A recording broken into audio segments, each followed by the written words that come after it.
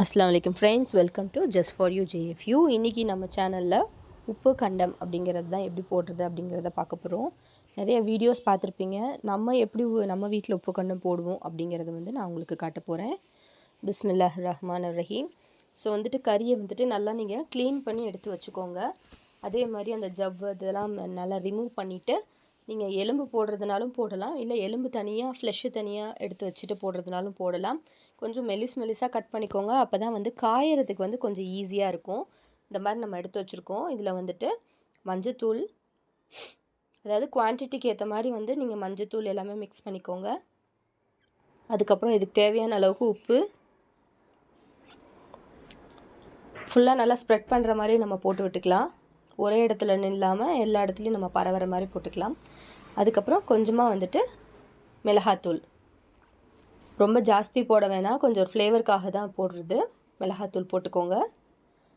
பேருக்கு இஞ்சி பூண்டு பேஸ்ட்டு போட்டுட்டு ஒரு ஹாஃப் லெமன் நான் பிழிஞ்சு விட்டுருக்கேன். பிழிஞ்சிட்டு நல்லா கை வச்சு நல்லா பெசரிக்கோங்க. எல்லா இடத்துலையும் நல்லா ஈவனாக கோட்டார மாதிரி நம்ம பெசரி விட்டுக்கணும்.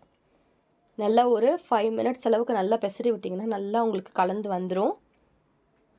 கரண்டி வச்செல்லாம் கிண்டாதீங்க, கை வச்சு பெசறினா தான் இது கரெக்டாக இருக்கும். ஸோ இந்த மாதிரி உங்களுக்கு ஈவனாக ஸ்ப்ரெட் ஆகிருக்கும். இதை நம்ம என்ன பண்ணலான்னா ஒரு கோனூசி எடுத்துக்கோங்க. அதுக்கப்புறம் நம்ம கோத்து போடுறதுக்கு ஒரு வயர் மாதிரியான ஏதாவது ஒன்று எடுத்துக்கோங்க. அதில் இந்த மாதிரி நம்ம கோத்து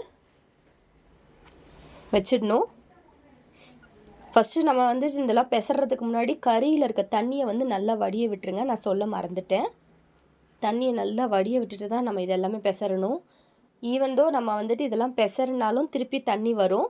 அதனால் ஒரு ஜல்லடையில் போட்டுட்டு ஒரு பவுலில் வச்சு ஓவர் நைட் நீங்கள் ஃப்ரிட்ஜில் வச்சுடுங்க. அப்படி இல்லைன்னா நீங்கள் டே டைம்லேயே செய்கிறதா இருந்தாலும் வெளியிலே வச்சுட்டு அதுக்கப்புறம் நீங்கள் இதை நீங்கள் கொடி கட்டி நம்ம இதில் காய போட்டுடலாம். ஸோ இதை நம்ம ஃபுல்லாக நம்ம கோத்துக்க போகிறோம். இது நான் நெருக்கமாக கோக்குறேன்னு பார்க்காதீங்க. நம்ம கட்டி விடுறப்போ கொஞ்சம் கேப் விட்டு நம்ம நகர்த்தி விட்டோன்னா ஸோ கறியோட எல்லா சைடும் உங்களுக்கு ஈவனாக சன்லைட் பட்டு நல்லா காஞ்சி வரும்.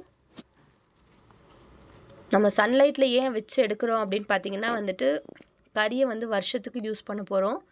ஸோ பூச்சி புழுகு எதுவும் வராமல் இருக்கணும். அதுக்காண்டி தான் இந்த மாதிரி நம்ம பண்ணுறோம். ஸோ ஃபுல்லாக ப்ராசஸ் கம்ப்ளீட் ஆகிடுச்சு. இப்போ நம்ம காய போடுறது தான் பாக்கி.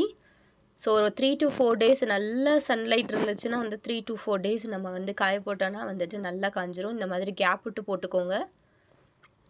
அதுக்கப்புறம் காஞ்ச பிறகு அது ஒரு வாட்டி வாஷ் பண்ணிவிட்டு கொஞ்சம் நேரம் ஒரு 5 to 10 minutes தண்ணியில் ஊற போட்டுட்டு நல்லா இடித்து நீங்கள் எண்ணெயில் பொரித்து எடுத்திங்கன்னா நல்லா கிறிஸ்பியாக வந்துடும். கண்டிப்பாக ட்ரை பண்ணி பார்த்துட்டு எப்படி வந்துச்சு நம்ம கமெண்ட்டில் சொல்லுங்கள். வீடியோ பிடிச்சிருந்தா லைக் பண்ணுங்கள், ஷேர் பண்ணுங்கள், மறக்காமல் நம்ம சேனலை சப்ஸ்கிரைப் பண்ணுங்கள். தேங்க்யூ, பாய்.